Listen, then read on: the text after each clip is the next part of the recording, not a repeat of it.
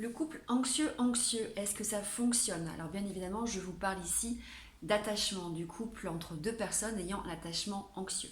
Avant de vous donner la réponse, je vais peut-être vous rappeler ce qu'est un attachement anxieux. Une personne qui a... Alors déjà, l'attachement n'est pas en soi une pathologie, même si elle peut donner lieu à des pathologies, mais en soi, c'est plutôt le lien à l'autre, le fonctionnement dans le lien à l'autre, qui peut donc se travailler. La personne qui est en attachement anxieux a une très faible estime d'elle-même, elle ne se sent pas digne d'amour et elle a peur de l'abandon.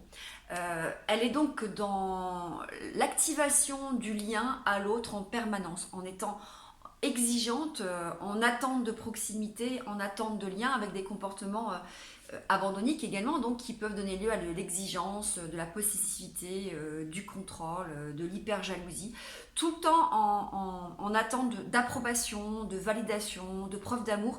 Et c'est un peu comme un puits sans fond, c'est jamais suffisant. Donc il va toujours y avoir une forme de frustration et de colère qui va être là et dire « tu ne m'aimes pas, je ne suis pas importante, donne-moi, prouve-moi, montre-moi ».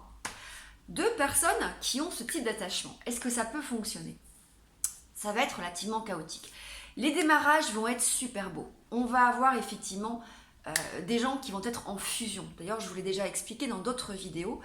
L'attachement anxieux, c'est aussi une personne qui est capable de faire du love bombing.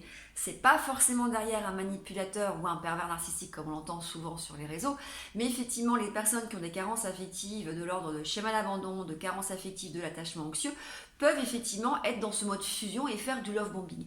Et deux personnes à attachement anxieux vont être dans ce love bombing avec une fusion qui va être totalement explosive, tout va être comme une évidence en fait. Et d'ailleurs le couple va désinvestir son univers, son tabouret.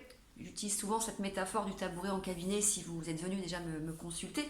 Ils vont désinvestir les sphères, les sphères amicales, la sphère peut-être familiale, professionnelle, ils sont obligés d'y aller, mais tout va être centré autour du couple. Et chacun va effectivement montrer à l'autre qu'il aime par de l'attention, par de la présence, par de l'approbation.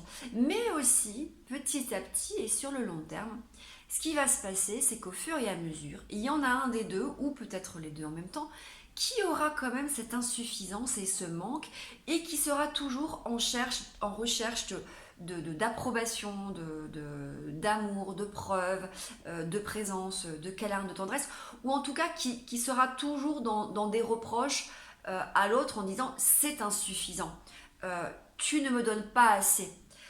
Le couple peut effectivement se transformer en une spirale totalement violente et chaotique parce que ce qui est assez aussi flagrant chez les attachements anxieux, c'est cette capacité à créer de la tension, y compris dans les comportements inappropriés. C'est-à-dire, je vais volontairement créer une dispute pour avoir de l'attention parce que c'est mieux que rien, c'est mieux que l'ignorance. Donc on peut avoir des couples qui comme ça vont aussi éclater dans la frustration, dans la colère, y compris dans la violence, avec des reproches, avec des chantages au suicide. Et le bout du bout, ça va être effectivement la réconciliation sur l'oreiller, avec cette croyance de dire, de toute façon, puisqu'il y a réconciliation, ça veut dire qu'on s'aime et ça veut dire qu'il y a amour. Et vous avez des couples comme ça, qui peuvent rester des années dans cet univers chaotique, violent et tourmenté à coups de chantage, un coup de porte qui claque, un coup de réconciliation sur l'oreiller, mais qui vont effectivement à un moment donné être très délétères pour la santé mentale, puisque derrière, il peut y avoir effectivement de la pression, de l'anxiété, puisque de toute façon, l'anxiété, c'est le propre de l'attachement anxieux, qui a peur de l'abandon, donc l'anxiété va être réactivée dès qu'effectivement il pourra peut-être y avoir une dispute, et c'est cette dispute qui va créer à un moment donné de la tension, mais également de l'anxiété qui va amener une réconciliation, et c'est un cercle vicieux qui peut être effectivement sans fin. C'est plutôt délétère. Alors oui, ça peut fonctionner, oui, il peut y avoir des très beaux démarrages. Je pense qu'il faut travailler son attachement, il faut en avoir conscience et le travailler. L'idéal pour l'attachement anxieux, c'est quand même d'avoir un attachement sécure. Voilà, j'espère que cette vidéo vous aura été utile. Je continue avec derrière l'attachement évitant-évitant, puis l'attachement évitant-anxieux, et on parlera aussi un peu du désorganisé. À très bientôt.